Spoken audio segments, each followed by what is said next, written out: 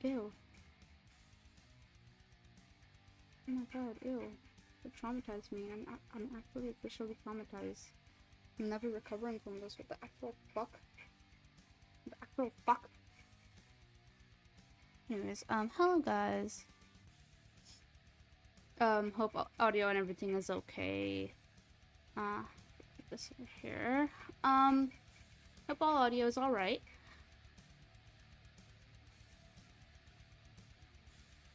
Hello, Soviet. Hi, Hugo. Hello, Sir Leon. Hi, Peter. Let's see. And also, hi, Unix. Unix was first. Gotta say hi to him. Good to uncreep your pasta. Won't be here today as I have the damn Switch. And I'm suspicious. Plus, I have some other stuff to do.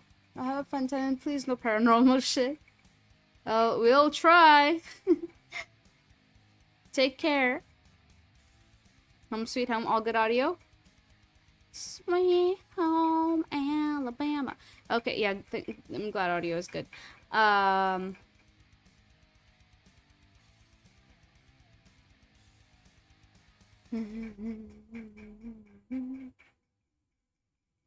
Okay. So, I am, first of all, let's get certain things out of the way. I really apologize for being late. So I went to the other house.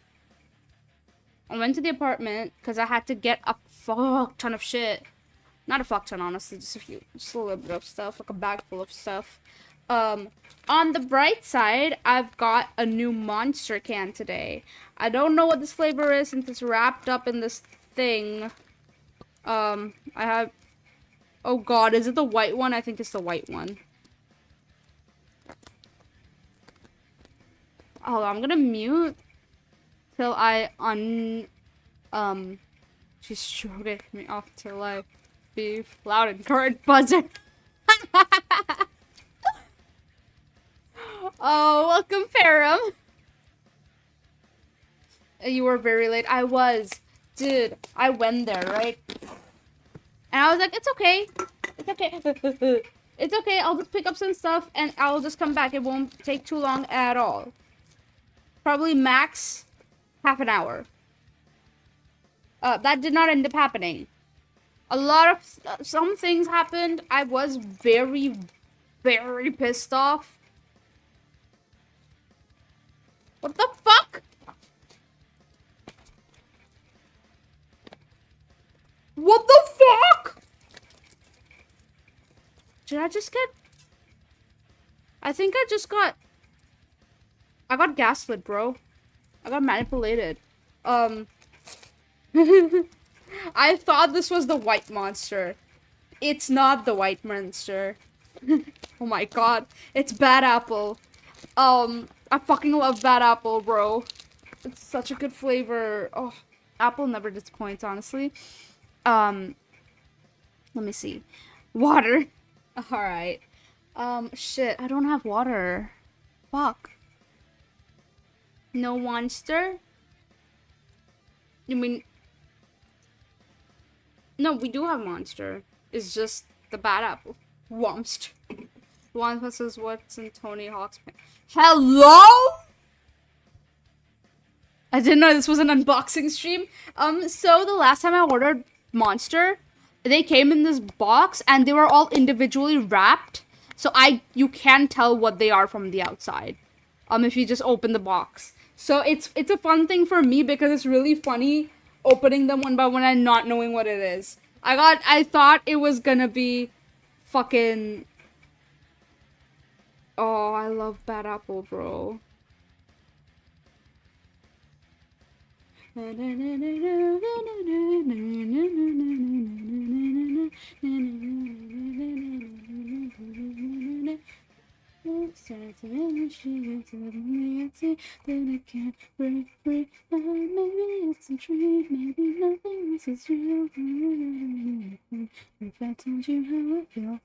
Gaslight gatekeep monster boss. That is insane. Thank you so much for the hydrate. Give me just one moment because I just realized that I finished my water today. So I'm gonna have to go get water. Um, give me just 2 seconds, okay? It won't take long.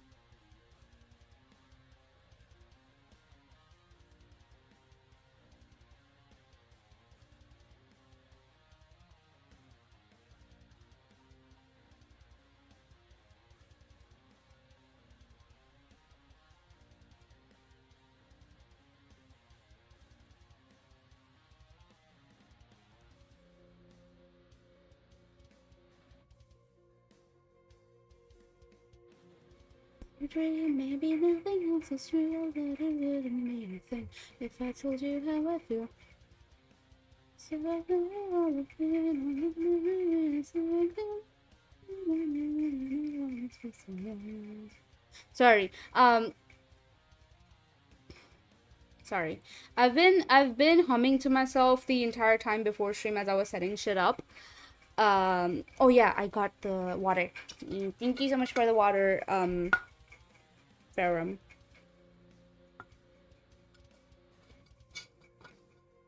Cat has taken one sip of water.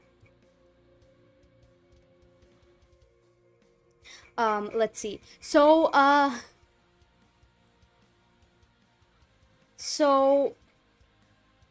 last stream, right? Last stream we were reading, we were gonna read, what was it called?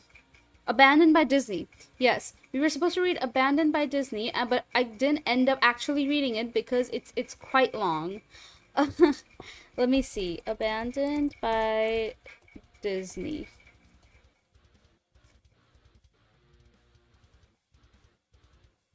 And it's not on the Creepypasta website for some reason.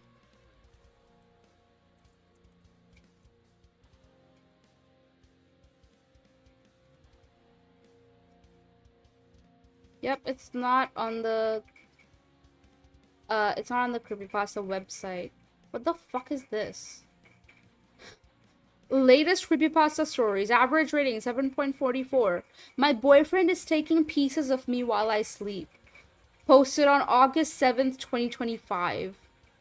Posted literally 2 days ago. What the fuck?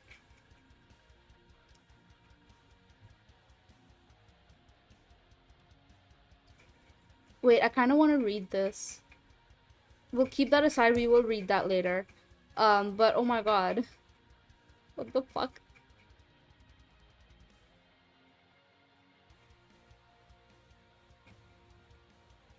Let's see. Hi,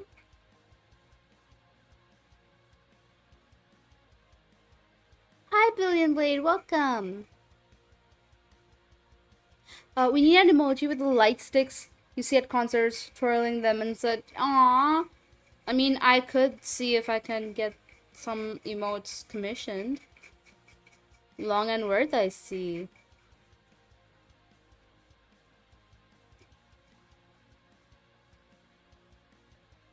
Yes, we will read it. Let me just,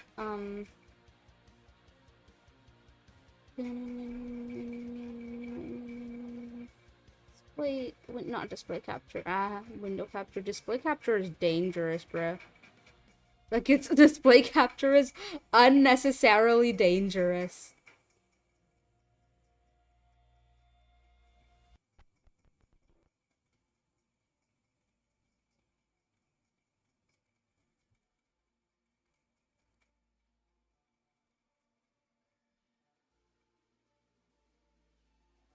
Alright, I think this should do.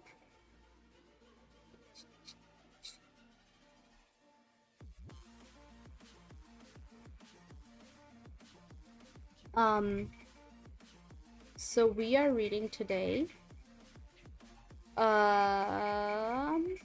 Abandoned by Disney by Slime Beast.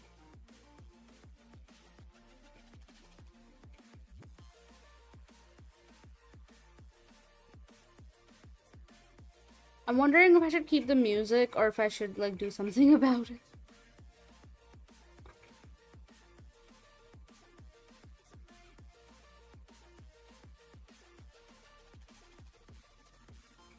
Because a lot of music out there can be copyrighted.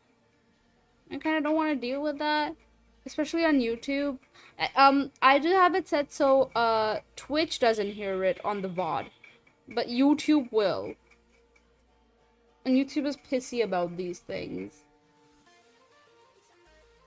I will turn it down for you guys.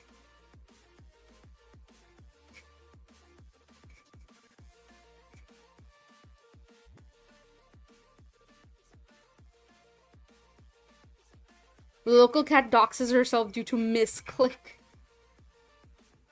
If it's copyrighted, take away the music. Yeah, I wish I could.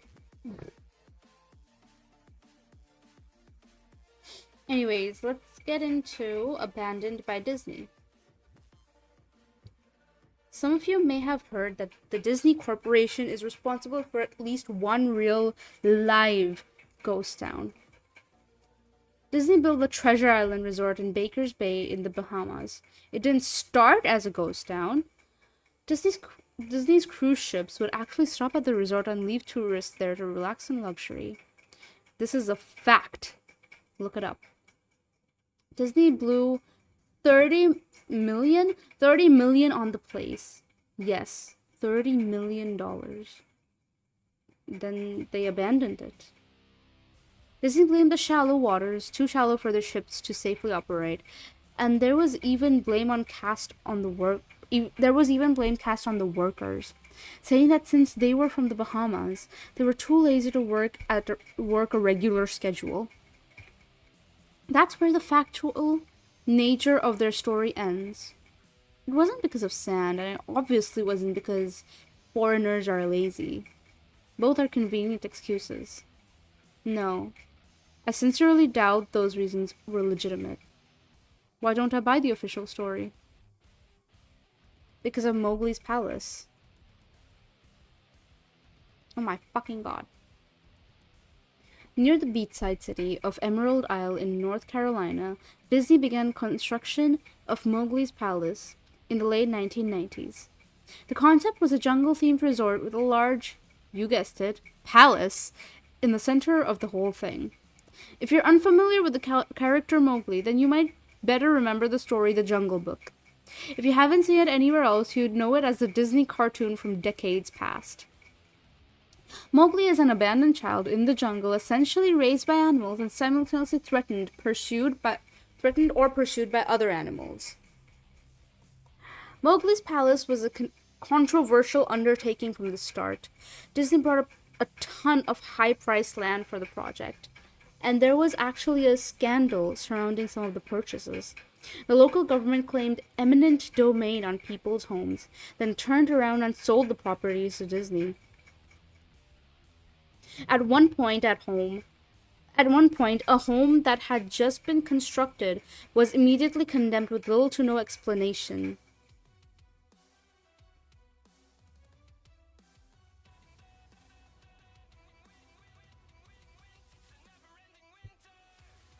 The land grabbed by the government was supposedly for some fictional highway project. Knowing full well what was going on, people started calling it Mickey Mouse Highway.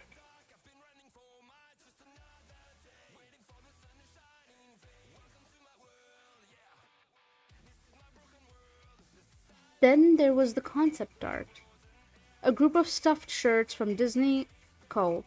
actually held a city meeting. They intended to sell everyone on how lucrative this project was going to be.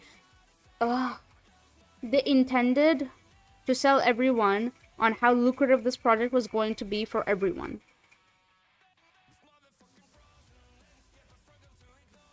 When they showed the concept art, this gigantic Indian palace surrounded by jungle, not the jungle, staffed with men and women in loincloth and tribal gear.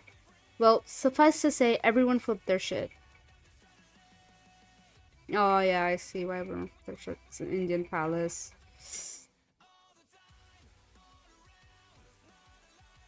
We're talking about a large Indian palace, jungle, and loincloths not only in the center of a relatively wealthy area, but also a somewhat xenophobic area of the southern USA. It was a questionable mix at that point in history.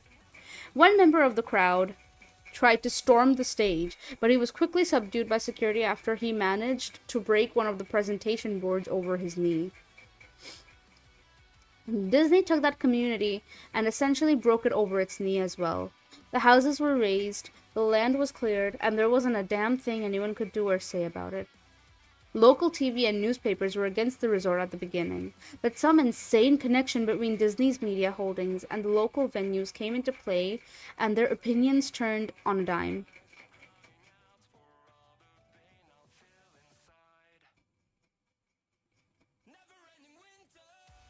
God damn, we are 15 minutes in and we are already reading this in new record. It is. I'm making progress. Are you proud of me?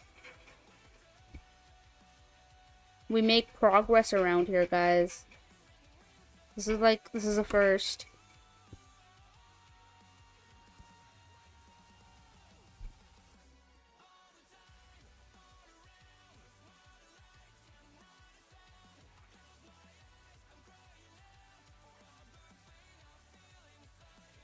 Hold on, let me open the YouTube chat very quickly. Is that a question? We are. Ah. Thank you. Big happy.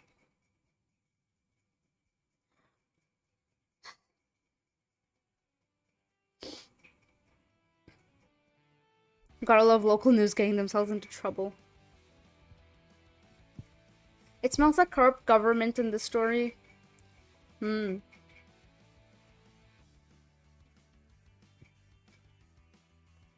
anyway, Treasure Island, the Bahamas. Disney sunk those millions in and then split. Same thing happened with Mowgli's Palace. Construction was complete. Visitors actually stayed at the resort. The surrounding communities were flooded with traffic and the usual annoyances associated with an influx of lost and irate tourists. Then it all just stopped. Disney shut it down and nobody knew what the hell to think of it. But they were pretty happy about it. Disney's loss was pretty hilarious and wonderful to a large group of folks who didn't want this in the first place. I honestly didn't give the palace another thought since hearing it closed over a decade ago. I live maybe 4 hours from Emerald Isle, so I really only heard the rumblings and didn't experience any of it firsthand. Then I read this article from someone who had explored the Treasure Island Resort and reposted a whole blog about all the crazy shit he found there. Stuff just left behind. Things smashed, defaced, probably ruined by the disgruntled former employees who had lost their jobs. Hell, the locals from all around probably had a hand in wrecking that place. People there just felt as angry about Treasure Island as folks here did about Mowgli's Palace. Plus, there were rumors that Disney had released their aquarium stock into the local waters when they closed, including sharks. Who wouldn't want to take a few swigs at some merchandise after that? Well, what I'm getting at is that this vlog about Treasure Island got me thinking. Even though many years had passed since its closing, I figured it might be cool to do some urban exploration at Mowgli's Palace.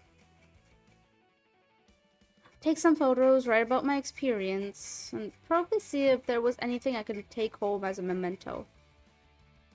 I'm not going to say I wasted no time in getting there, because honestly it took me another year after I first found the Treasure Island article to get around to going up to Emerald Island. Emerald Isle. Over the course of that year, I did a lot of research on the Palace Resort. Or rather, I tried to. Naturally, no official Disney site or resource made any mention of the place that had been scrubbed clean. Even odder, however, was that nobody before myself had apparently thought to blog about the place or even post a photo. None of the local TV or newspaper sites had one word about the place, though that was to be expected since they had all swung Disney's way. They wouldn't be out there lauding their embarrassment, you know? Recently, I learned that corporations can actually ask Google, for example, to remove links from search. This is true. Links from search results, basically for no good reason. Looking back, it's probably not that nobody spoke of the resort, but rather their words were made inaccessible. So, in the end, I could barely find the place. All I had to go on was an old as hell map I received in the mail back in the 90s. It was a promotional item sent out to people who had recently been to Disney World, and I guess since I had been there in the late 80s, it was recent. I didn't really intend to hang onto it. It just got shoved in with my books and comics from my childhood. I'd only remembered it months into my research, and even then, it took me another few weeks to locate the storage bin my parents had shoved it all into. But I did find it. Locals were no help, as most were transplants who had moved to the beach in recent years, or old residents who just sneered at me and made rude gestures the second I managed to say, "Where would I find Mowgli's?" The drive took me through an inordinately long corridor of overgrowth. Tropical plants that had run rampant and overpopulated the area mixed with the native species of flora that actually belonged there and had tried to reclaim the land. Aquarium fish? Yeah, fish. I was in awe when I reached the front gates of the resort. Tremendous monolithic wooden gates whose supports to either side looked like they must have been cut from giant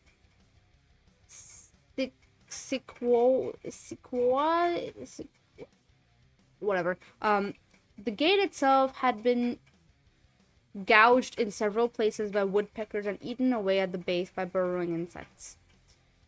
Hanging on the gate was a sheet of metal, some random scrap, with hand-painted letters scrawled in black. Abandoned by Disney. Clearly the handiwork of some past local or an employee who wanted to make some small protest. The gates were open enough to walk through, but not drive, so grabbing my digital camera and the map, whose flip side showed a layout of the resort, I set off on foot. The inner grounds of the place were just as overgrown as the entryway. Palm trees stood untended and ragged among piles of their own coconuts. Banana plants similarly stood in their own sinking, bug-riddled refuse. There was this sort of clash between order and chaos, as carefully planted rows of perennial flowers mixed with obnoxious tall weeds and stinking blackened mushrooms. All that remained of any outdoor structures were broken, rotting wood and various charred bits of unidentifiable material. What was most likely an information booth or an outdoor bar was now simply a pile of assorted debris chopped up by past vandalism and ravaged by weather. The most interesting thing on the grounds was a statue of Baloo, the friendly bear from the Jungle Book, which stood in a sort of courtyard in front of the main building. He was frozen in a jovial wave toward no one, staring into empty space with a silly, toothy grin as birdshit covered whole swaths of his fur and vines ensnared his platform. I approached the main building, the palace, only to find the outside of the building covered in graffiti, where the original paint hadn't peeled and chipped away. The front doors weren't just open, they had been taken off their hinges and stolen. Above the doors, or the gaping maw where they had been, someone had once again painted, "Abandoned by Disney." I wish I could tell you all the awesome stuff I saw inside the palace. Forgotten statues, abandoned cash registers, full-fledged secret society of homeless bums. No. The inside of the building was so stark, so bare, that I actually think people had stolen the molding off the walls. Anything that was too big to steal, counters, desks, giant fake trees, they were all resting amid this empty echo chamber that amplified my every step like a slow rat-tat of a machine gun. I checked the floor plan and headed to all the locations that might seem in any way interesting. The kitchen was, as you'd imagine, an industrial food prep area with all the appliances and space. No expenses spared. Every glass surface was broken, every door knocked off its hinges, every metal surface kicked and dented. The entire place smelled like very old piss.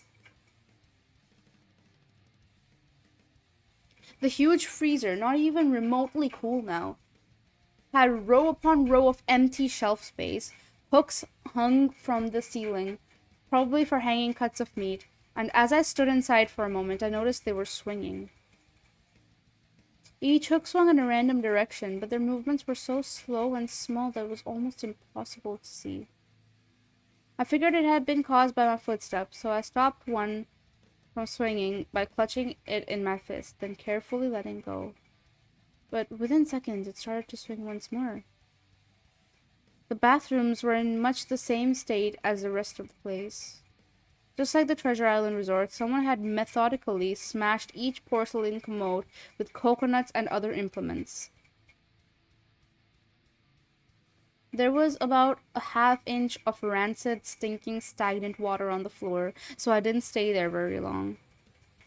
What's odd is that the toilets and the stinks and the bidets in the ladies' room, yes, I went there, all dripped, leaked, or just ran freely. It seemed to me that they should have shut the water off long, long ago.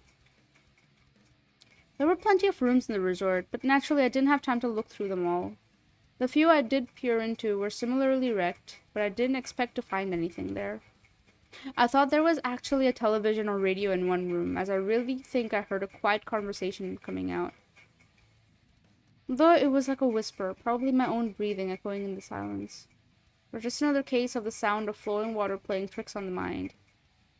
And this is what it sounded like. I didn't believe it. Short, unknown reply. I didn't know that. I didn't know that. Your father told you. Unknown reply, or possibly just weeping. I know, that sounds ridiculous. I'm just telling you what I experienced. Why I thought there might have been something running in that room, or worse, some vagrants who had holed up there and probably would have knifed me. At the front doors of the palace again, I figured I hadn't found anything of note that had wasted the trip up.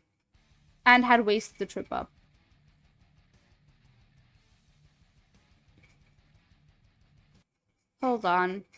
I want to play different music for this. I'm sorry for but I do need different music because this is it's causing me it's distracting me basically. Where is it?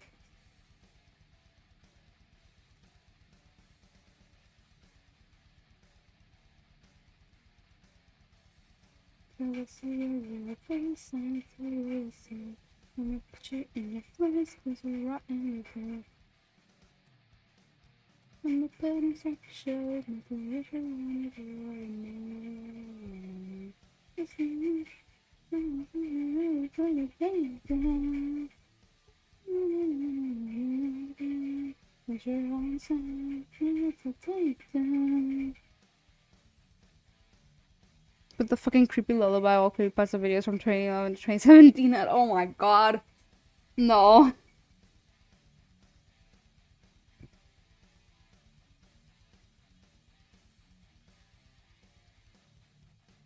Um.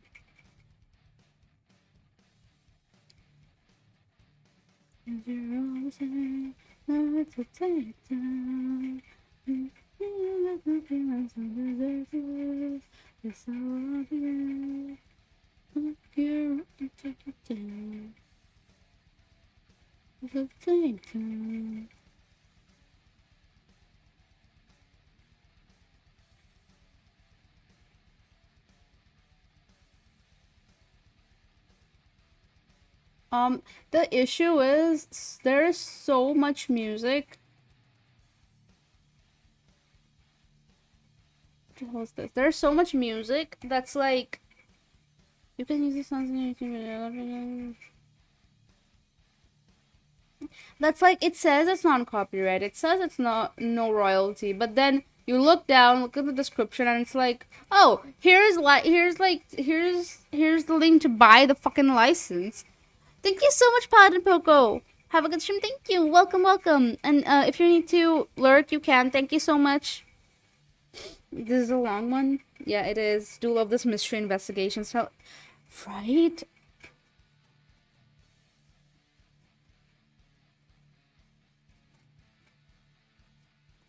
All right, shut up. Let me see your thing.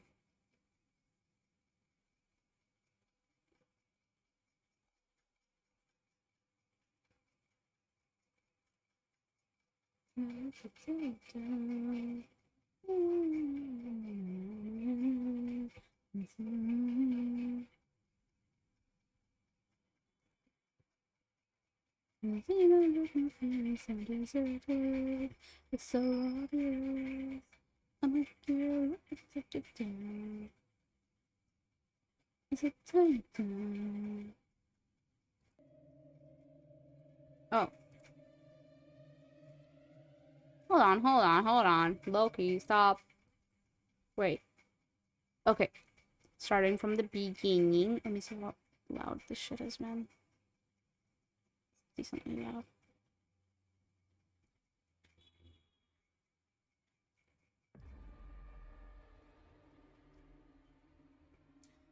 Donut, welcome. It is the cat. It's me. It's the bunny. Welcome. We were reading Abandoned by Disney.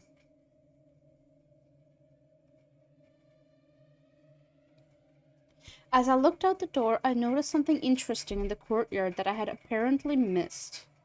Something that would give me at least one thing to show for all my trouble, even if it was just a photograph. Oh my god, I'm about to say a slur.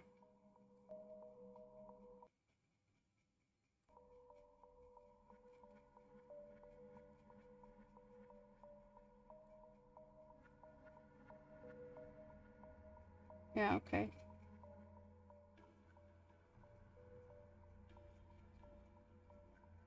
I hope this audio level is fine.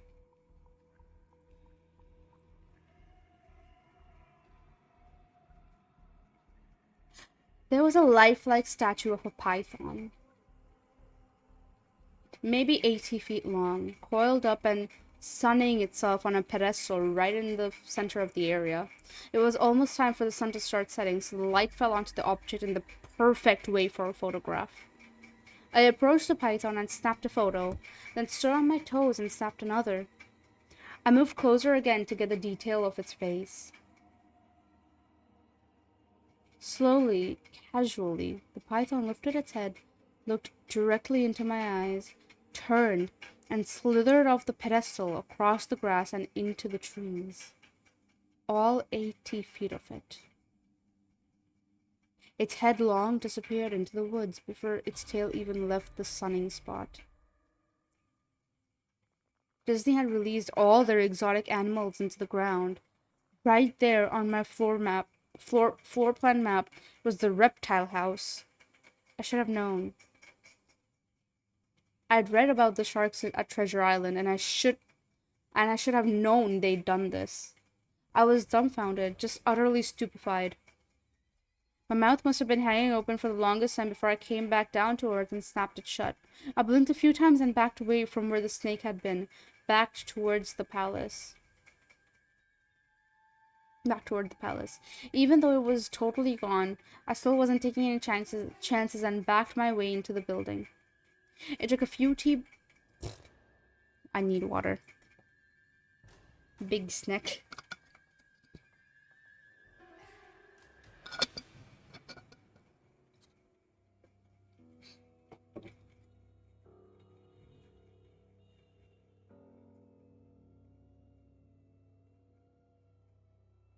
I looked for a place to sit down, as my legs were feeling a bit like jelly at this point.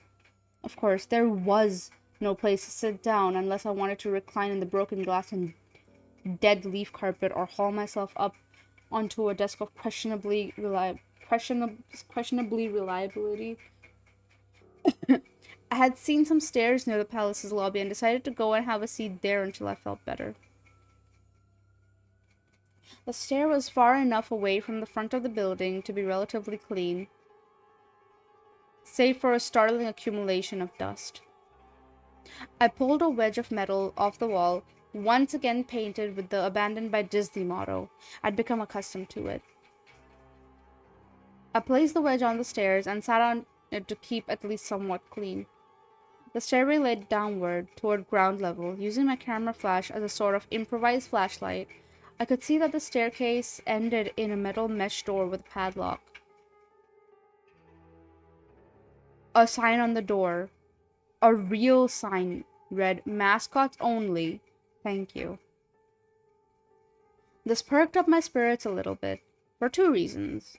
One, a mascots only area would have definitely had some interesting stuff back in the day. Two, the padlock was still in place. Nobody had gone down there. Not the vandals, not the looters, nobody. This was the one place I could actually explore and perhaps find something interesting to photograph or wantonly steal. I had come to the palace, essentially agreeing with myself that it was okay to take anything I wanted because, hey, abandoned. It didn't take much to bust the lock. Oh, actually, that's wrong. It didn't take much to bust the metal plate on the wall that the padlock was hooked to. Time and decay had done most of the work for me, and I was able to bend the metal plate enough to pull the screws out of the wall. Something nobody else had apparently thought of, or hadn't been able to do at the time. The mascots only area was a startling and very welcomed change from the rest of the building I'd seen. For one, every second or third fluorescent light overhead was illuminated, even though they flicked and faded randomly. Also, nothing had been stolen or broken, even if age and exposure were definitely taking their toll. Tables had notepads and pens. There were clocks, even a punch-in clock on the wall, complete with filled-out time cards. Chairs were scattered around, and there was even a small break room with an old static-filled television and long rotted-out food and drink on the counters. It was like one of those post-apocalypse movies where everything is left in the state of evacuation. As I walked the maze-like sub-basement hallways of the mascot-only area, the sights just became more and more interesting. As I went further, desks and tables were knocked off, papers scattered and almost melded with the damp floor, and a large carpet of mold was slowly overtaking the real rotting crimson floor covering. Everything was just sort of squishy. Anything would disintegrated into mush when I applied even the least amount of force. And clothing items hanging on hooks in one of the rooms simply fell to moist threads if I tried to unhook them. One thing that annoyed me was that the light was becoming more sparse and unreliable as I went further into the dank, suffocating depths of the place.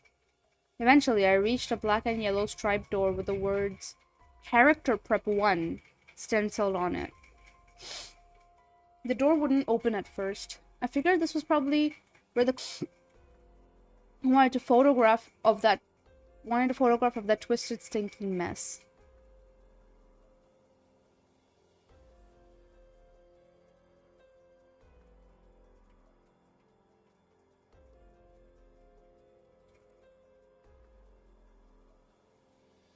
Wait, what the fuck?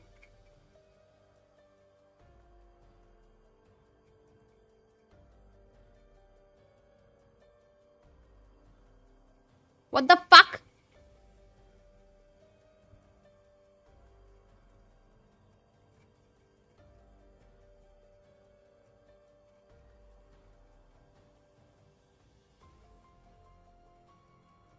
Why did it do that?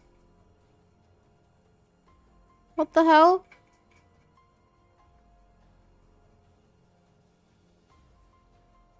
It crashed for a moment? Yeah, I saw. That was dumb. What the hell? Anyways, um, migration. Hi, Soviet. Like, it crashed for like one moment and now it's, like, what, why? Why? YouTube is fine. I checked Restream and that was fine too. What the fuck? Also, I hope you guys can hear the music, and if not, please let me know.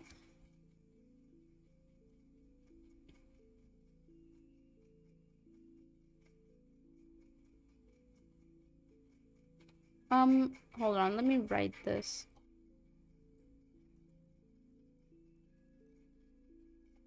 You hear it, creepy music vibes, right? Yes. Eh.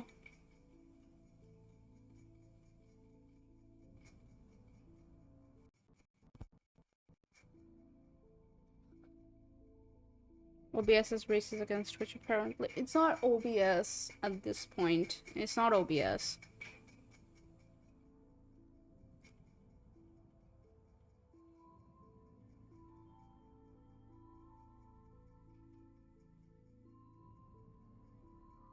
This time it's not OBS.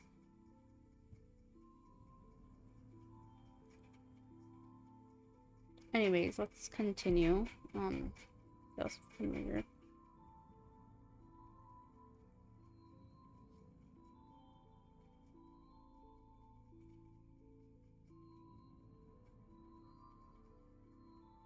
The door wouldn't open at first. I figured this was probably where the costumes were kept, and I definitely wanted a photograph of that twisted, stinking mess. Try as I might, whatever angle or trick I tried, the door wouldn't budge. That is, until I gave up and started to walk away. That was when there was a slight popping sound and the door creaked open slowly. Inside the room was completely dark. Pitch black. I used the camera flash to look for a light switch in the wall by the door, but there was nothing. As I made my search, I was jarred out of my sense of excitement by a loud electrical buzz. Rows of light overhead suddenly flashed to life, flickering and fading in and out like the rest I had passed. It took a second for my eyes to adjust, and it seemed like the light was going to just keep getting brighter until all the bulbs exploded. But just when I thought it would reach that critical stage, the lights dimmed a bit and steadied. The room was exactly as I had pictured it. Various Disney costumes hung on the walls, fully put together like strange cartoon cadavers hung from invisible nooses. There was an entire rack of loincloths and native clothes on hangers towards the back. What I found odd was, and what I wanted to photograph right away, was a Mickey Mouse costume at the center of the room. Unlike the other costumes, it was lying on its back at the center of the floor with like a murder victim. The fur on the costume was rotten and shedding, creating bare patches. What's even odder, however, was the clothing of the costume. It was like a photo negative of the actual Mickey Mouse. Black where he should have been white, and white where he should have been black. His normally red overalls were light blue. The sight was off-putting enough that I actually put off photographing the thing until last. I took a picture of the costume hanging on the walls. Upward angles, downward angles, side shots to show an entire row of frozen, putrid cartoon faces, some with plastic eyes missing.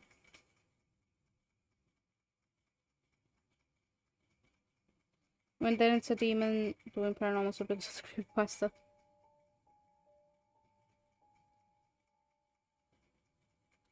Then I decided to stage shot. Just one of the bedraggled characters' heads on the slick, grimy floor. I reached for the headpiece of a Donald Duck costume and carefully removed it so that thing wouldn't fall apart in my hands. As I looked into the face of the wide-eyed, moldering head, a loud clattering sound made me jump with fright. As I looked down at my feet, and there between my shoes was a human skull. It had fallen out of the mascot. It had fallen out of the mascot head and shattered into pieces at my feet. Only the empty face and lower jaw remained, staring up at me. I dropped the duck immediately, as you'd expect, and moved for the door. As I stood in the doorway, I looked back on the skull to the skull on the floor. I had to take a picture of it, you know? I had to, for any number of reasons that may seem silly, but only if you don't think it through. I need proof of what happened, especially if Disney is going to somehow make this go away. I had no doubt in my mind, right from the start, that even if it was just gross negligence, Disney was responsible for this. That's when Mickey, that photo-negative opposite Mickey in the middle of the floor, started to get up. First sitting up, then climbing to its feet. That Mickey Mouse costume, or whoever was inside of it, stood there at the center of the room, its fake face just staring directly at me as I mumbled, "No," over and over and over. With shaking hands, a violent thrashing heart, and legs that had once again turned to jelly, I managed to lift the camera and aim it at the opposite creature now quietly sizing me up.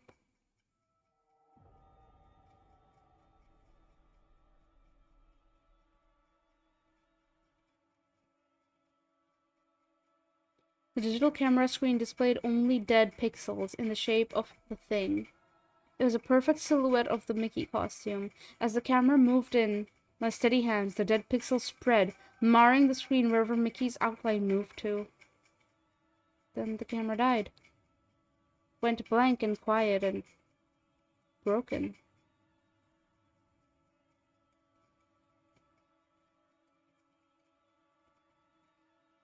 I raised my eyes once again to the Mickey Mouse costume. "Hey," it said in a hushed, perverted, but perfectly executed Mickey Mouse voice. "Want to see my head come off?" It started to pull at its own head, working its clumsy, glove-clad fingers around its neck with clawing, impatient movements, similar to a wounded man trying to pull himself free of a predator's jaws. As it worked with its digits into its neck, so much blood. So much thick, chunky, yellow blood. I turned away as I heard a sickening tearing of cloth and flesh. Only cared about getting away. Above the doorway of this room, I saw the final message clawed into the metal with bone or fingernails. "Abandoned by God."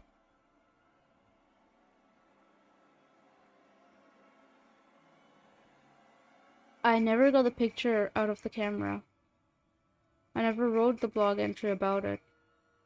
After I ran from that place, fled for my sanity if not my very life, I knew why Disney didn't want anyone to know about this place. They didn't want anyone like me getting in. They didn't want anything like that getting out.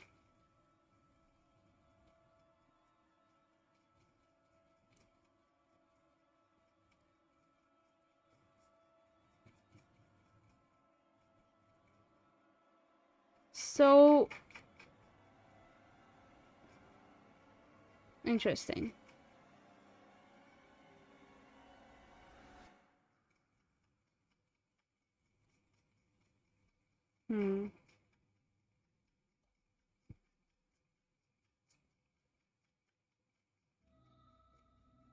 Wow.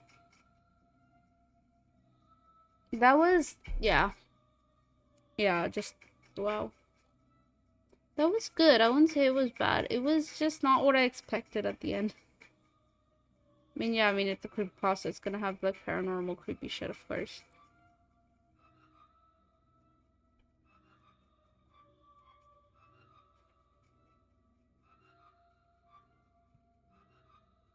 The liquid coming out isn't blood. If it was, it would be blue. It was piss?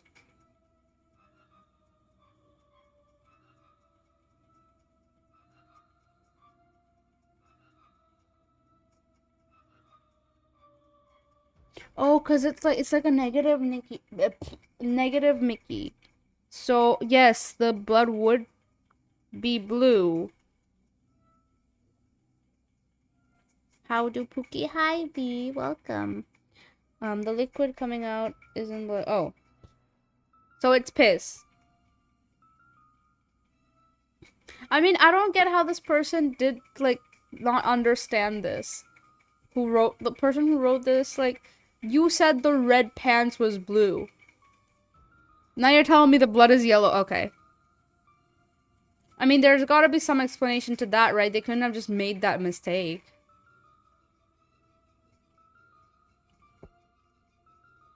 I zoned out, but so it's supposed to really just pull me back.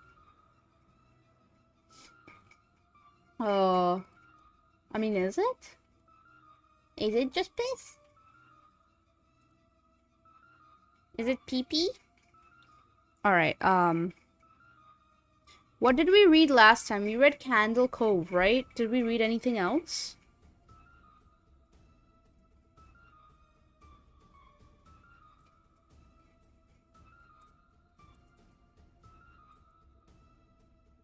Adding this to the list, or whatever the opposite color of yellow is.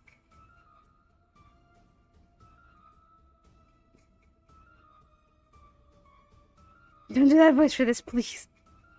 Wait, I want to know what, can someone remind me what if there was anything else we read last stream? Because I know we read Candle Cove, like we finished off Candle Cove. But was there anything else? What's the opposite of yellow?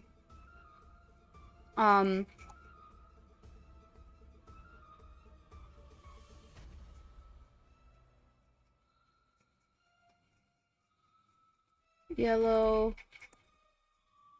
Negative color. No, what are the negatives of yellow? No.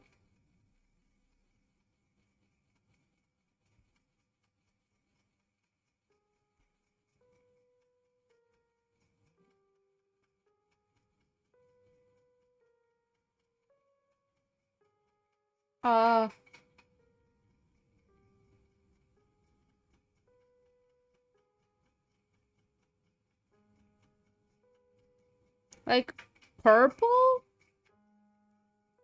Purple blood?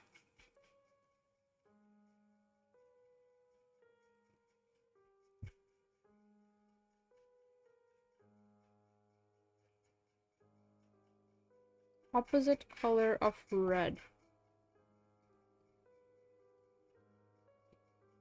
The opposite color of red is green on the traditional color wheel.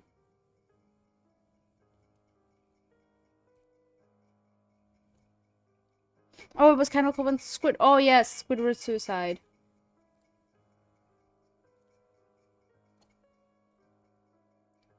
Squidward Suicide. Thank you so much, Donut. Oh, and Soviet. Both of you helped. Thank you.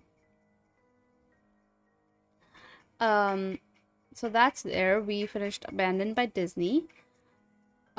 Is there anything else? Oh. I want to read this one thing. Hold on. Where is it? I need to close this.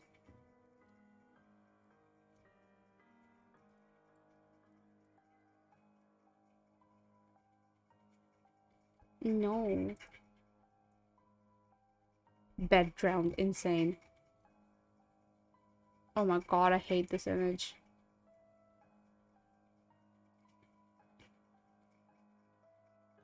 Bed drowned. Being entities, deaths and murders and disappearances. Famous creepypasta, strange and unexplained. Video games and gaming.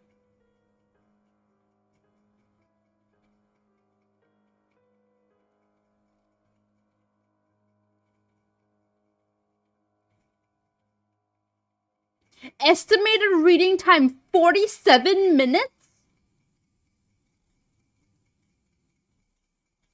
What are you on about, bro? Appearances and origin. Ben Ron Creepypasta.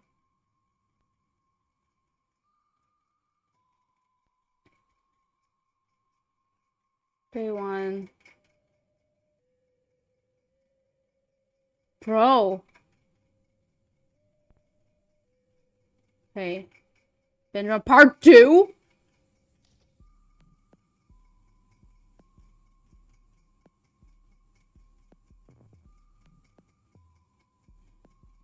Part 3. Part 4. Part 5.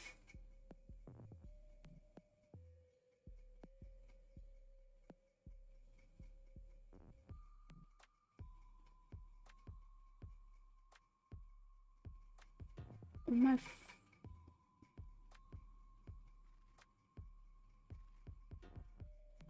Jesus, there's 5 parts to this. We will read this next. This seems like a dedicated whole stream to its situation. Yeah. You mean 40 plus minutes? I don't. Oh, I miss Squidward. Damn. Yeah. I'm sorry. Okay. Let's add Ben Brown to the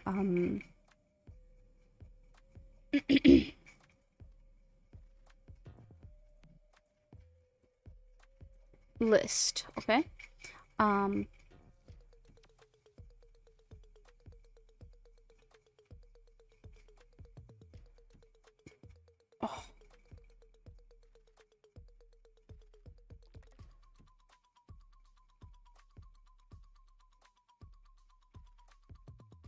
So we suggested one that was called When Day Breaks.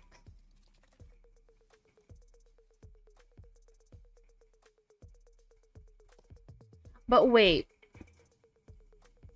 Is Zoe free right now?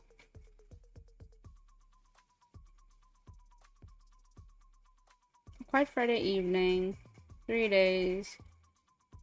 Okay, I'm gonna need Zoe to like send a thing. A link. Wait, I should probably search it up in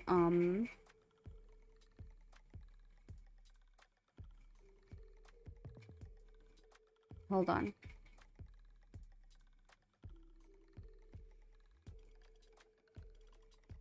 Let me hide this first. Close this, yes. When Day Breaks. Oh, it's an SCP.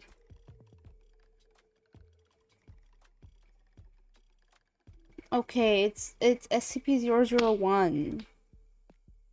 Interesting. Of course it's a fucking SCP. There was the one that I wanted to read.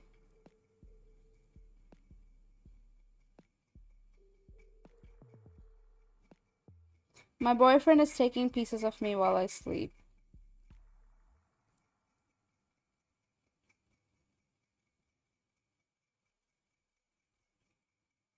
Look, around 11 minutes of reading. Let's see.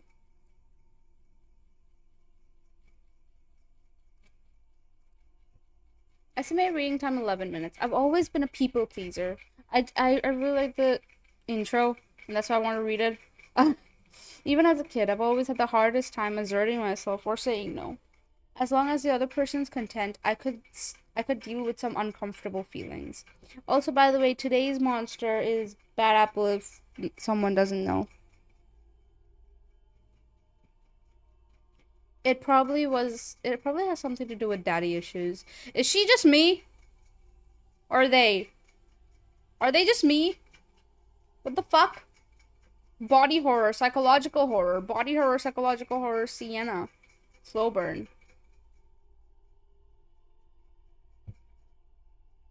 At least that's what all my therapists have told me. Obviously not using those exact words. Although I don't know if you're in the question, how's your relationship with your father? Has from some old broad after dumping half of my trauma is any better.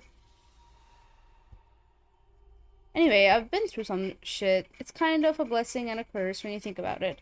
Going through trauma can simultaneously be debilitating and advantageous. I've always had boyfriend problems. That was until I met him.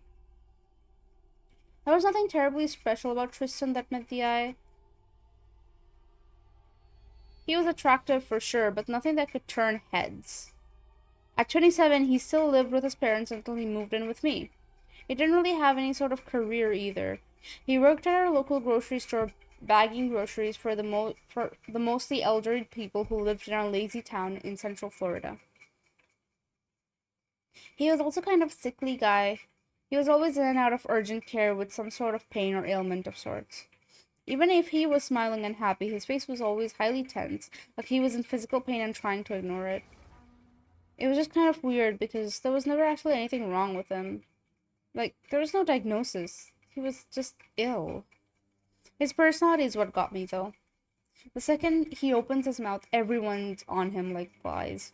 I remember when we first started dating, my parents had met him a total of 2 times when they told me that I should marry the guy. Every friend I've ever had became one of his good friends, too. They rant and rave about how much of a genuinely good guy he was. He really, really was. I felt so insanely lucky, especially because he was such a breath of fresh air compared to the other sleazeballs I'd wasted my time with. He wasn't lustful like the others. He didn't even bring up the idea of having sex until I brought it up first. He was in touch with his emotions too. I mean, the first time he told me he loved me, he had tears in his eyes. And ever since he'd professed his love for me time and time again, going into great detail about how I was the love of his life and his soulmate.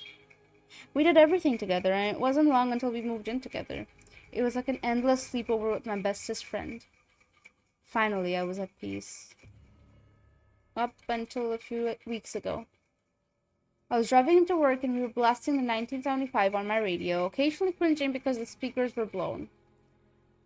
Tristan lowered the volume of the music and looked at me, like he always does when he has something to ask me that I might have a problem with. I side-eyed him and chuckled. What's up? I know that look. He also chuckled and turned away from me, trying to match the bashful look on his face. Nah, I was just wondering, baby. He put his hand on my thigh and caressed it. Could you cover for dinner today? It could be something cheap like fast food. I don't have a lot right now. I clenched my jaw. That hadn't been the first time he asked me that. Or second, or third. Matter of fact, he'd blown through his check in a matter of days. And I was the idiot to pay for our expenses the next 2 weeks. He'd spend it on frivolous knickknacks or clothing, or sometimes blow it all on a night out with friends. What the fuck, man? I always told myself it was okay, though. He was good to me, and that's all that mattered. He's a good man, I thought. He's a good man, Samantha. His voice broke my train of thought. I looked up at him, studying his face while he went on about how he's sorry and he'll do better budgeting his money next check. I nodded periodically, his words nothing but a buzzing in my ears as I totally dissociated, watching his mouth move. Just keep him happy, I thought again. Don't start a problem. That night I laid awake, biting my nail and staring blankly at the ceiling. Tristan was sleeping peacefully next to me. He was taking long, slow breaths and had the same peaceful look on his face he has when he's fast asleep. He'd cough and wheeze periodically, sometimes getting into fits so bad that he'd wake up. Whenever that happened, I made sure to hold him tight. Thoughts that were unwelcome in my brain came and went. I tried to ignore them as best as I could. In my struggle, I finally dozed off.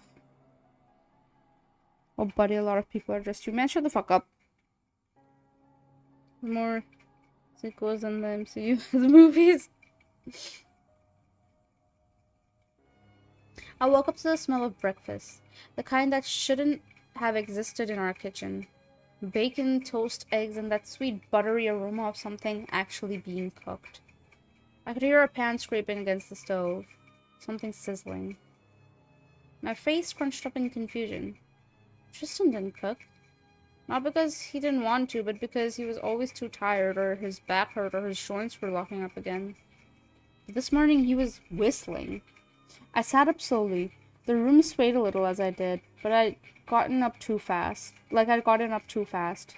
I blinked the sleep away and rubbed my eyes, till I saw spirals in my vision. That's when I felt it. My hand throbbed. Not the kind of ache you get from sleeping weird or bumping into a door frame. It was hot. Sore. I looked down and gasped quietly. A chunk of skin from the bottom right of my palm was missing. Clean, almost surgical, like I'd slipped with a knife. I didn't remember doing anything like that. Surely I would have remembered nicking myself. The rawness had already scabbed over slightly, but the skin around it was red and irritated. I winced as I pressed down on the cut. It felt tender to the touch. I stared at it for a long time. Just a cut, I thought to myself. Nothing serious. Probably scratched it on something while I slept. Maybe the bed frame, maybe my own nail. I honestly didn't try to think about it too much. I chalked it up to being paranoid. Samantha? Tristan called from the kitchen, voice bright and bubbly. You up, baby? I smiled at him. Yeah? He peeked his head in. He was already showered, his black hair damp, skin flushed with color. There was a sort of liveliness to him that hadn't been there in weeks. Almost like someone had reached inside him and turned up the volume. Even his voice was clearer. You feel okay? He asked. You look a little pale. He gazed at me lovingly, his eyes full of concern and admiration. I'm fine, just tired. Breakfast is ready, he grinned. God, I could never get over that smile. I'd give up all the money in the world just to see it. You're in a good mood, I mused. He shrugged, woke up feeling great, like, really great. He walked over and kissed my forehead. I caught the faint smell of aftershave and coffee on his breath. I absolutely loved seeing him like this, and it made me beyond happy that he was feeling better than usual. Oh my fucking god, the music scared me. He lingered just a second. I love you, he said. I swallowed. I love you too. He didn't ask why I kept my hand under the blanket. I wore a hoodie that day. I tucked my bandaged hand inside the sleeve, telling Tristan I'd nicked it on the drawer handle. He didn't just kiss the bandage, he gently took my hand in his, cradling it like it was something precious. You gotta be more careful, baby, he said softly. His voice was warm, genuinely concerned. He rubbed small circles into my palm with his thumb, and just like that, I felt the pit in my stomach shrink, even just a little. Tristan seemed lighter that day. Happier. The usual dull pain in his back was gone like magic. He didn't say it, but I could tell it in the way he stood. Straighter, less guarded. He even carried the groceries without making a sound. You look good, I said, watching him cautiously. He smiled, almost shyly, and ran a hand through his hair. It's because of you. I felt a blissful, warm feeling in my chest. It was moments like that that made everything else worth it. My fucking god, the music. A week passed, then another. The wounds came back, each morning something new. A split lip, a scab patch behind my ear. A bruise on my ribs I couldn't explain. Sometimes I could barely walk. It was honestly becoming debilitating, and I started to question my sanity. I mean, how many times could I unknowingly hurt myself? The sentiment was a bit creepy, and I worried I was maybe blacking out and unintentionally hurting myself. I asked Tristan about it tentatively when we were curled up together on the couch or cuddled up in bed. Do you think maybe I sleepwalk? Maybe I'm hurting myself without knowing? I was starting to get really worried. Nothing like this had ever happened to me. He would frown and pull me in tighter. I think you've just been stressed, baby, he said once, brushing the hair from my face. With everything you've been through, your dad, the shit from your past, it's bound to show up in weird ways. Trauma is funny like that. That's how he always brought it back. Never mean exactly. Never mean exactly, just unsettling.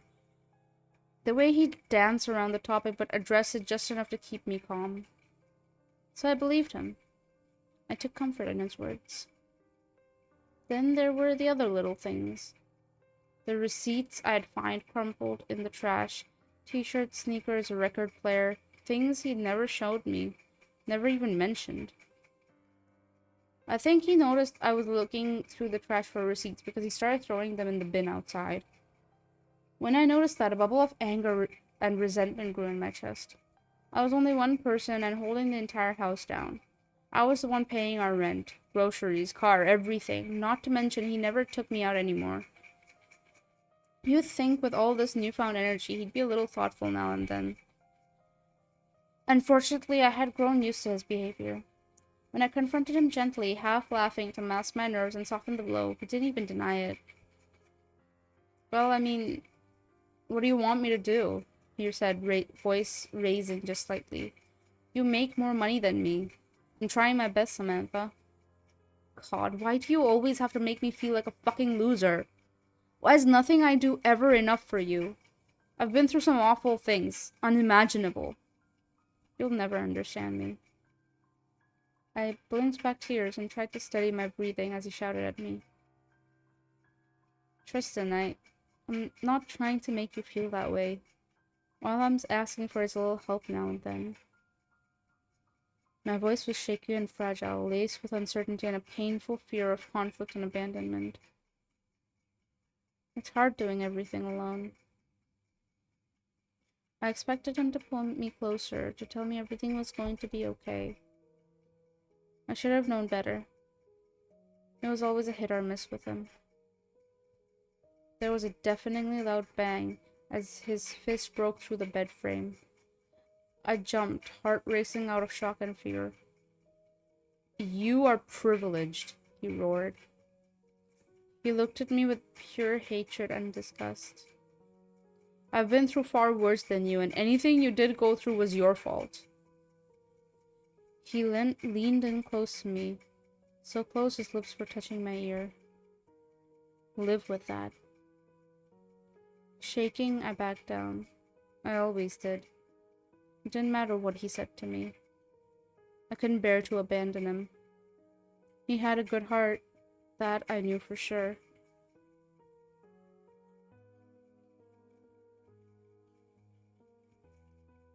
That night, when he got home from work, he came to the bedroom crying, knelt beside me, and clutched my hand.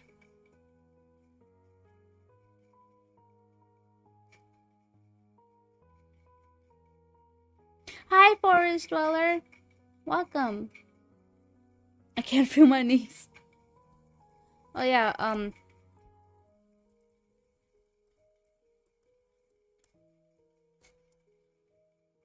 everyone please go follow Forest Dweller.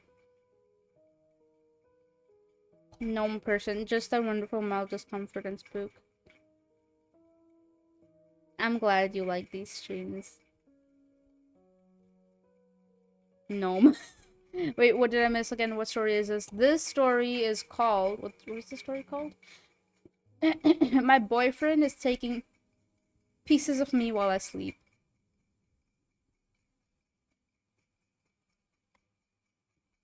I'm sorry, look at me, he said, cupping my face with his big hands. I'm so sorry, Sam. I should never get like that with you. It's cruel and disgusting. I get scared sometimes, okay? I feel like I'm not enough for you. I project my own insecurities onto you, and it isn't okay. None of what I said is true. I'm a fuck up. So I stayed. The next injury was different. I woke up with a chunk of skin missing from the top of my thigh. A clean, raw circle. I nearly passed out when I saw it. What the hell? I exclaimed. Tristan found me in the bathroom, shaking. He didn't panic. Instead, he wrapped me in a towel and whispered in my ear like it was all a bad dream. Baby, let me take care of you, he murmured. He cleaned the wound with practiced hands. What's happening to me? I asked, voice breaking. I think I'm falling apart. He looked at me up and down, eyes full of admiration. You're not, he said. I've never seen you more beautiful. He kissed the wound, then he kissed me. I melted into him, like I always did. Then came the first time he called me a bitch. It was over money again. I had asked him not to spend our shared savings on a new watch. I wasn't even mad, just tired. Hollowed out. Drained. Oh, don't start with that again, he murmured. God, I swear you've been such a bitch lately. The words hit like a slap. He didn't even look up from his phone. When I started to cry, he snapped at me and told me I was being sensitive. Later, he said he didn't mean it, that he didn't even remember saying it. He cried again. He told me he didn't know how to love, that he hated himself and didn't understand why I loved him so much, why I stayed despite everything. I don't want to be like the people who've hurt me, he whispered. I want to be good to you. And I said, you are. You're nothing like them.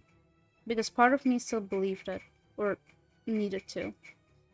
More time passed, the injuries deepened, nerve damage, fever, the cuts were more severe. And through it all, Tristan only seemed healthier. Glowing, even.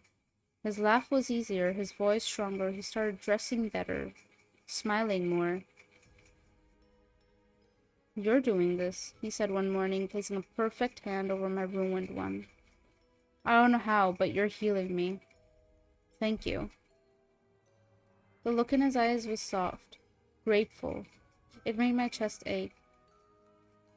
Looking back, it should have been terrifying. I almost knew he had something to do with this.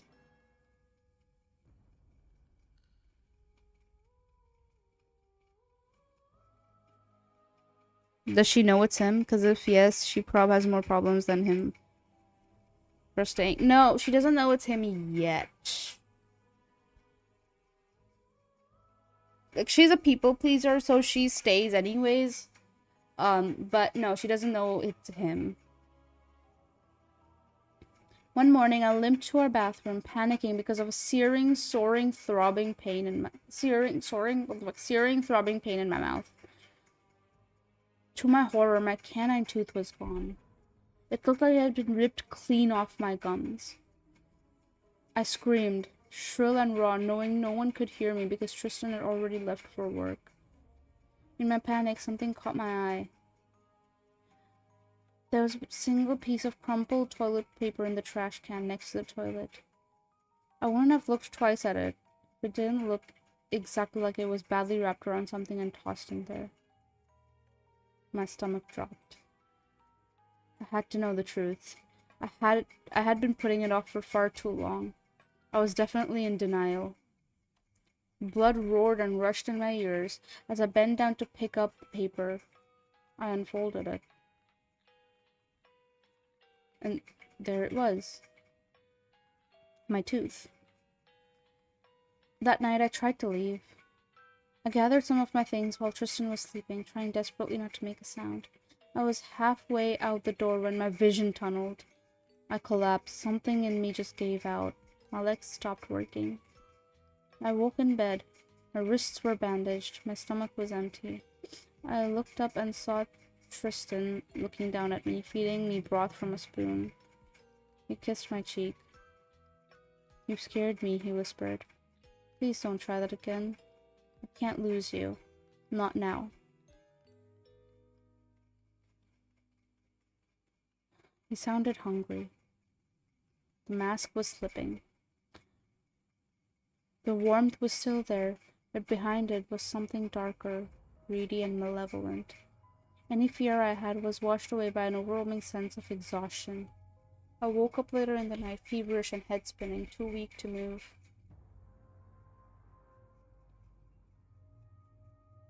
I saw him just barely crouched beside the bed, whispering something I couldn't hear. He was crying and laughing maniacally. Next time I woke up, I couldn't move. The room was cold and still. Pain radiated throughout my body, so intensely that it almost felt numbed. I used what left of my strength to look down. I screamed. Or thought I did. But nothing came out.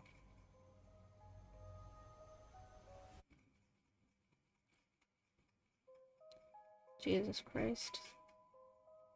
My arms and legs were gone. Even through my blurry vision, I could make out poorly done stitches where the rest of my limbs should have been. The skin around them was bright red and purple, and the wounds leaked pus. I let out a weak moan, fear and adrenaline giving me just enough energy. Tristan was there, calm. His voice was low. "You've given me everything, Sam," he whispered, brushing hair from my forehead. "I didn't want it to be like this. I never meant to hurt you. I love you, you know that, right?" I couldn't nod. I couldn't do anything. I picked up the pliers. "I just want to be whole, like you," he said, trembling. "You took care of me when I was at my worst. You stood by me even when I pushed you away. You didn't let what you've been through overcome you. You achieved what I could never. Healing."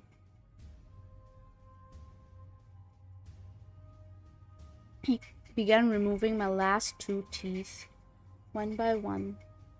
Each crack of enamel echoed like thunder in my skull.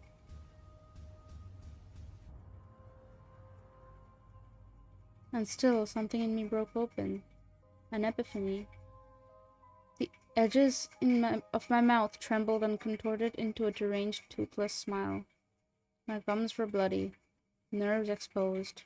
I started to shake in delight. Adrenaline rushed through my body like it never had before. It didn't matter how much he took anymore. In fact, if it was for the better of his health, I wanted him to. "Take more," I wheezed, using the last of my strength to speak. "It'll be okay, as long as you're whole."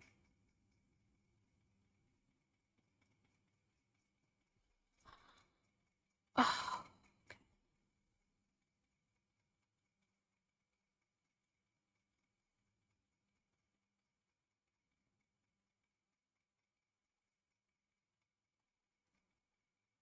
oh wow. Okay, that did something to me. Holy shit. Holy shit.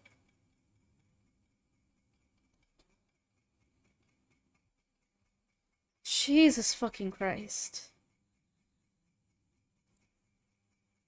My God.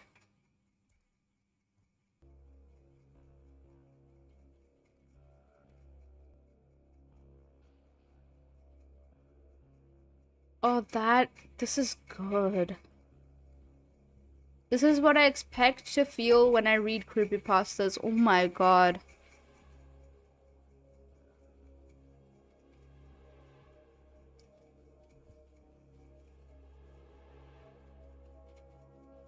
There's this weird feeling in my, in my tummy and in my heart.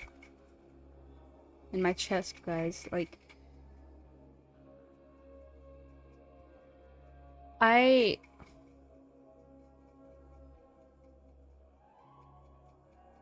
And, especially the end. Just, I love the way it started and how it ended. I've always been a people pleaser. As long as the other person's content, I could deal with some uncomfortable feelings.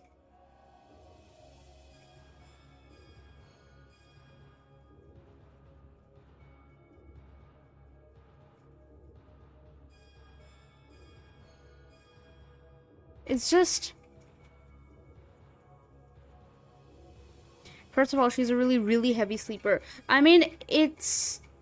it's it's possible that she's given some sort of like, you know, something to make keep her asleep, right? Because if he's doing all this, I'm sure he's also making sure she's asleep, like passed the fuck out, dead type of asleep.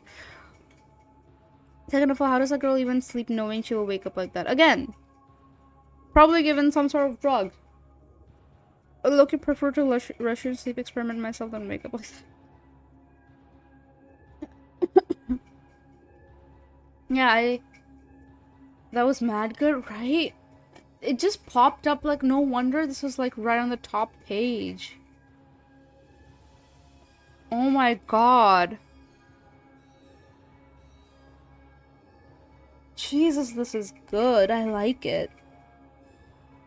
Like, I never thought body horror media would make me get this, like, feeling in my, like, stomach and my chest. Like, oh, goodness. And it's just people pleasing. There's so much involved in this. There's the people pleasing part, of course, because, being manipulated into staying in a relationship, especially after, you know, Tristan constantly lashing out at her, not paying for bills and stuff, or not helping out properly in, like, financially. First of all, there's the whole manipulation thing going on there. Uh, you know, there's so many factors, right? Uh, there's like, again, like I'm saying, like, there's the people pleasing, there's the manipulation from Tristan, and just, you know, initially it's like, oh, he was such an amazing person, like, all this and that, and this person, she's a people pleaser, and initially it's hard to figure out why those two are connected, but, you know, it's like initially it's like a bunch of like loose strings that just come together. Have a great, thank you so much for dropping by, Winter. Take care. Bye bye. But yeah, it's, oh my god.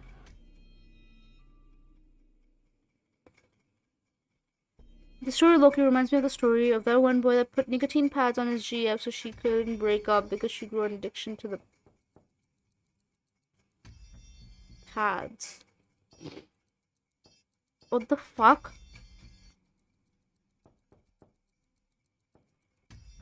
That is interesting.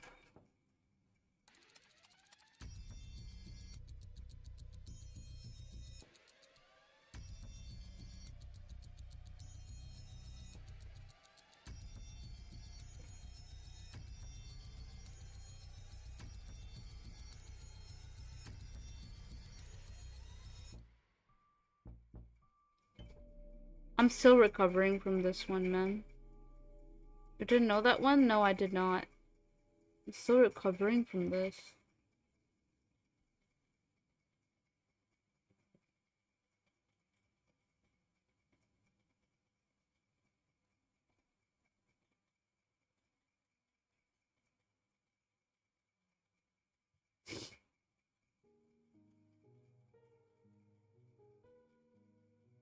So essentially, he's using her body to, like, for what?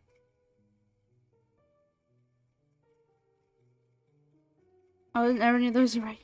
Hello, EB Demon. Welcome.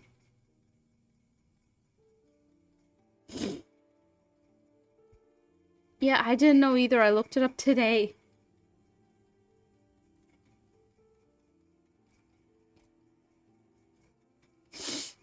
Oh yeah, first time chatter. Welcome, welcome. He feels better when he eats her. Even the teeth?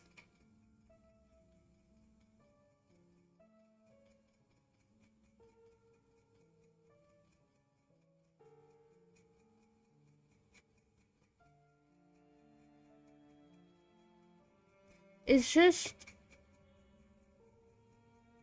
The thing is, being able to imagine such a level of like gore, I guess, because there's a good amount of gore that does not get to me.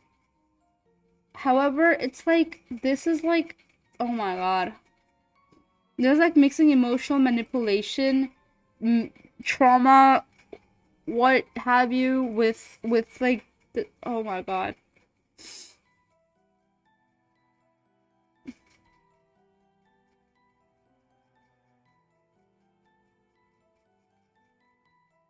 This was very good, man.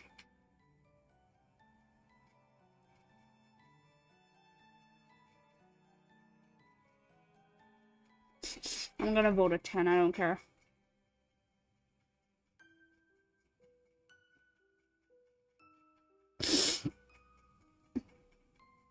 Man.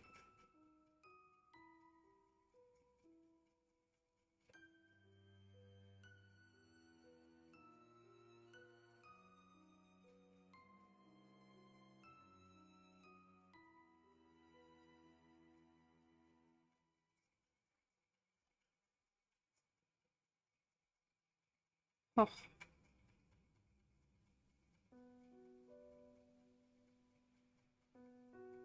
Are you good? I'm okay. I'm just going through a lot of things, man.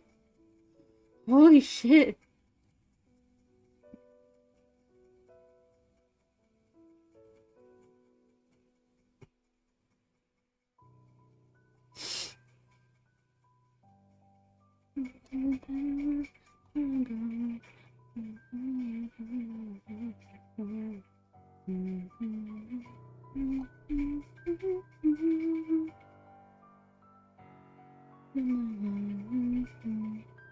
The limits of what a human would do to feel better is insane and absurd.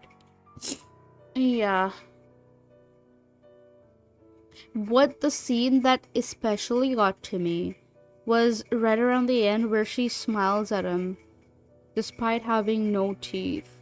And I can imagine like the gummy grin, toothless, just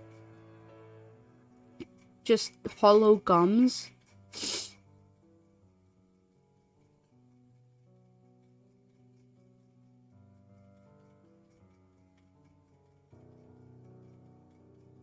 People pleasing, like, as long as you feel whole.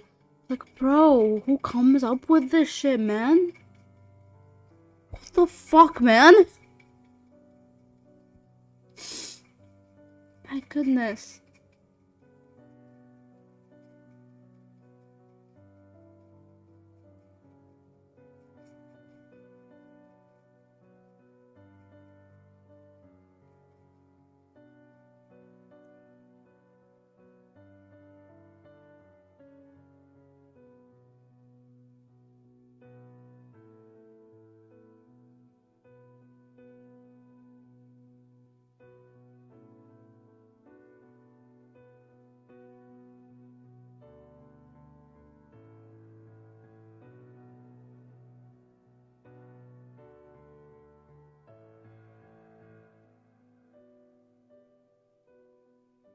Oh.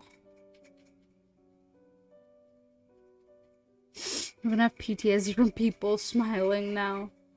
I guess so. What is this one called? My boyfriend is taking pieces of me while I sleep. We're gonna add that to the list of things we read.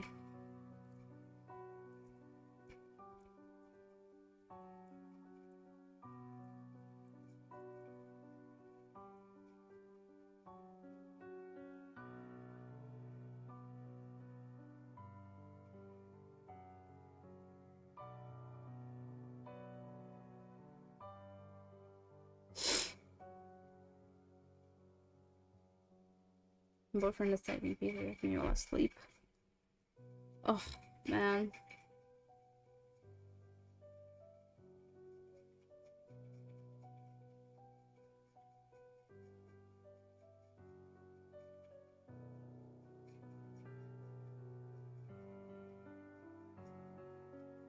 Low-key traumatized, man. Low-key traumatized.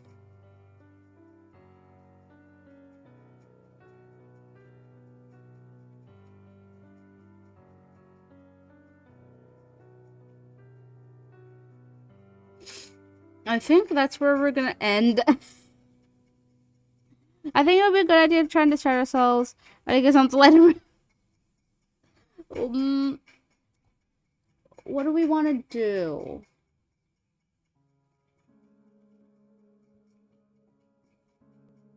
What do we want to do, though?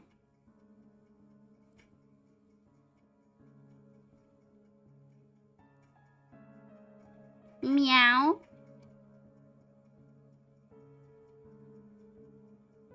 Yes, Prince, you have an idea? You know what you want to do? Meow. Let's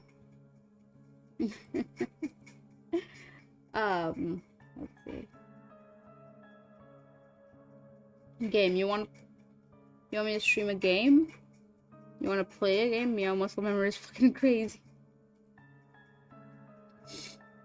You want me to stream a game, or you want to play a game?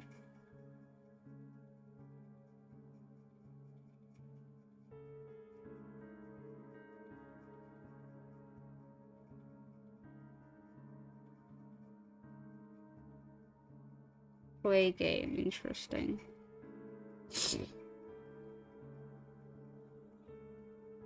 What game though? Well, I'll think about it.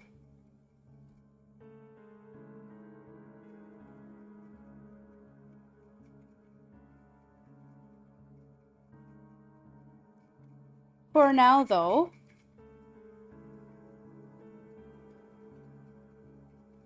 I think what I'm gonna do.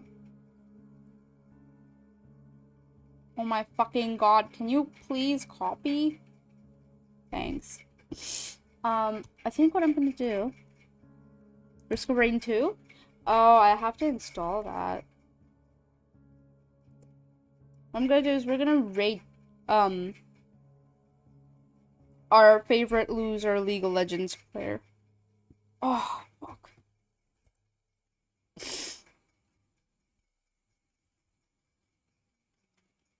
Oh wait, my job, too late. We're gonna go raid our, okay. Yes, check out Moss too. Anyways, bye-bye. Thank you so much for dropping by.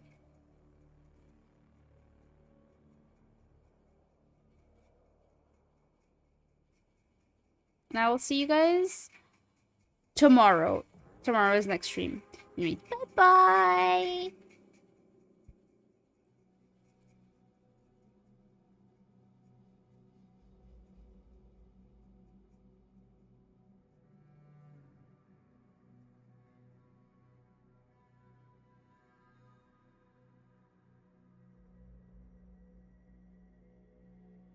And as for YouTube, let me see who I can rate on YouTube.